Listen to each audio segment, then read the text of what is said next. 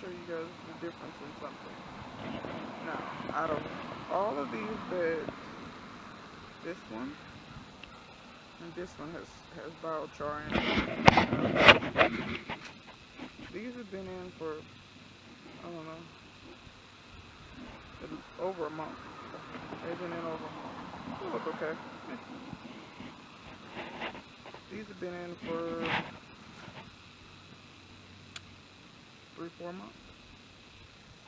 So have on the left side of this bed, that's been in the same amount of time. The right side of the bed got put in the same time these plants got put in. These over here, same thing, 4 months, maybe 3. I can't remember exactly when I put them in. I just know it was winter. And you see the size of it. Now, in this mix, I have manure, cocoa coir, and compost, and just some regular soil. That's what I had in all of these beds.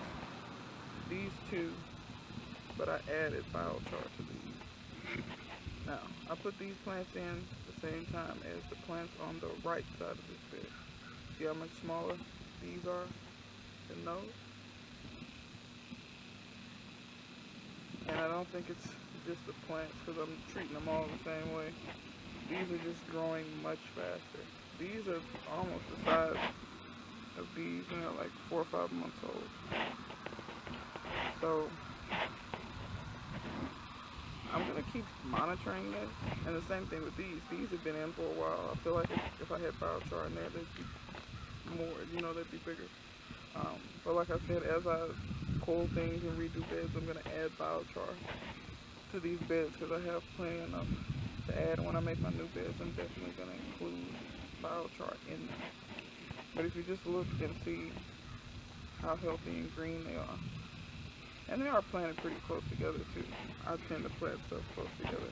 I tend to not pay attention to how far apart it tells me to plant stuff, because sometimes they think everybody's a farmer and they have 12 acres to work with.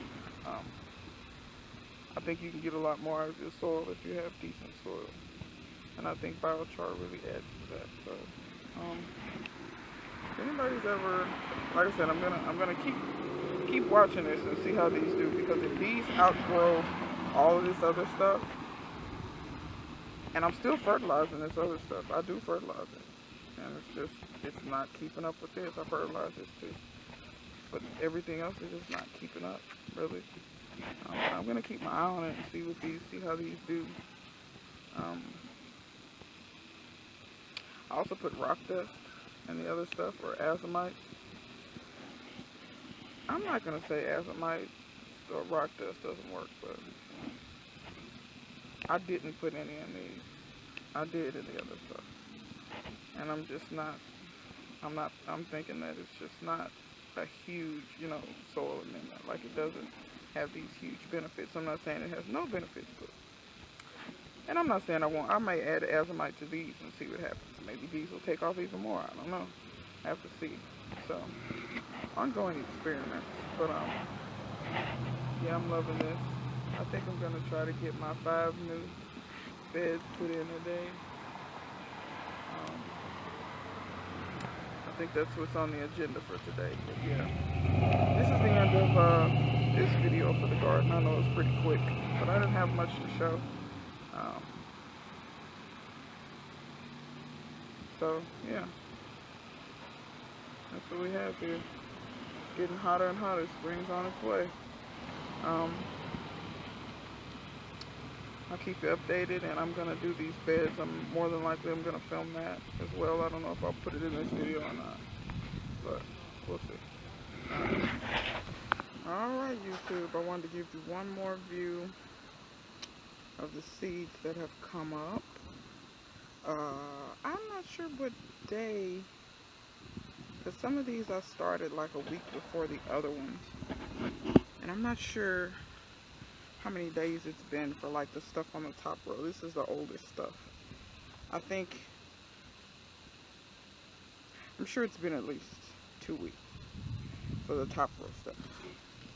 This stuff down here that I did in my seed starting video, it's been about a week on those, and a lot of this other stuff. This stuff at the very bottom that hasn't come up, it's only been about 4 days on those. So yeah, so that's why you don't see anything down there.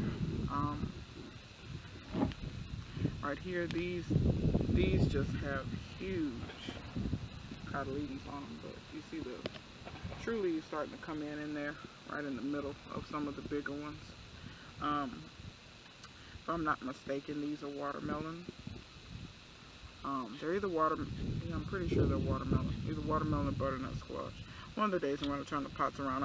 When I put them in, for some reason I put the pots in with the labels facing back. Oh, look.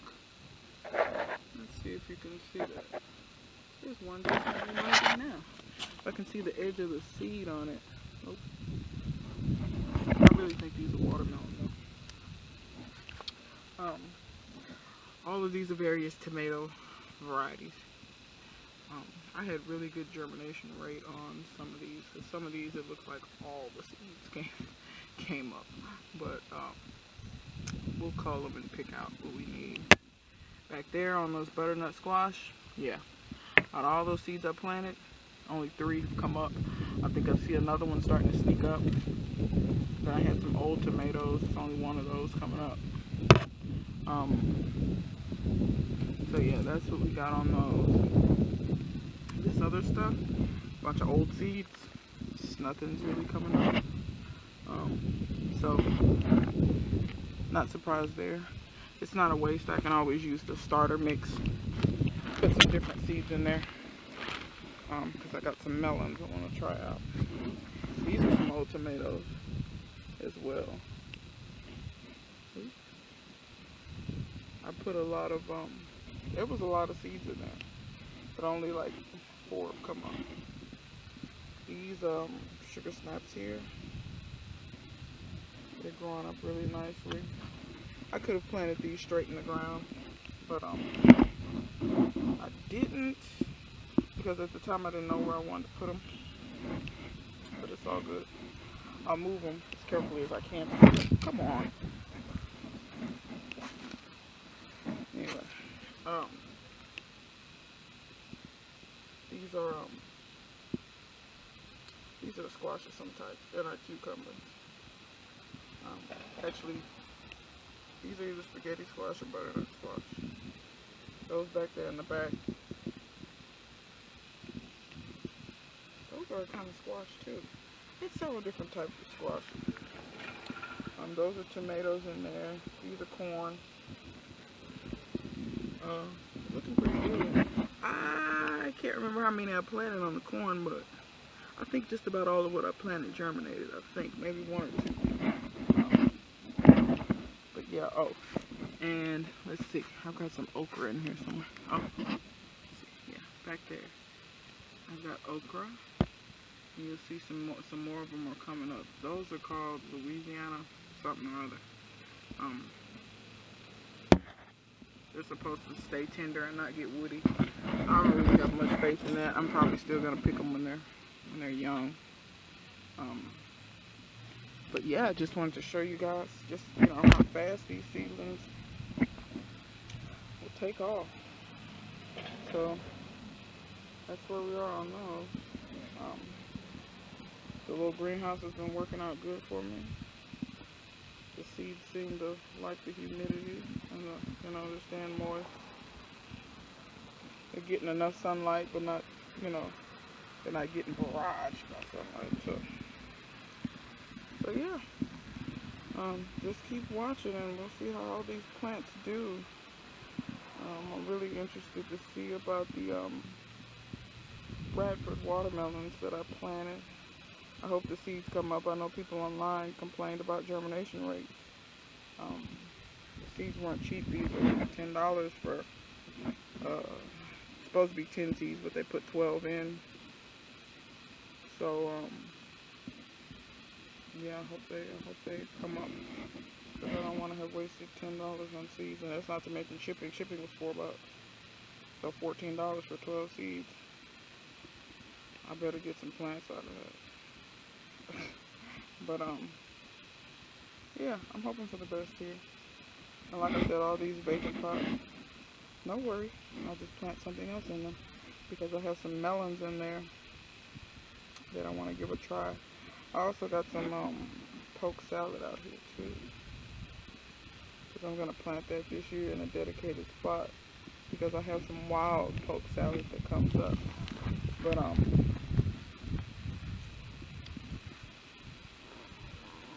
where it grows, it's so intermingled with weeds. By the time I notice what it is, it's too late in the season. So yeah, just gonna zip this up. It's hot today. It's almost 80, 78 degrees. Keep the moisture in. In no time at all, this thing will fog up. I mean, it just takes no time for it to just. I don't know if you guys can see that, the condensation, but if I come back in like 5 minutes, it'll be so hazy you can't even see it. So yeah, this little greenhouse thing is working out good. And I don't think I'm gonna have to put together the other one, at least not yet. Maybe I'll put it together for the fall, because this has been holding everything I need. So yeah, until the next video, stay tuned. We got more coming. Alright.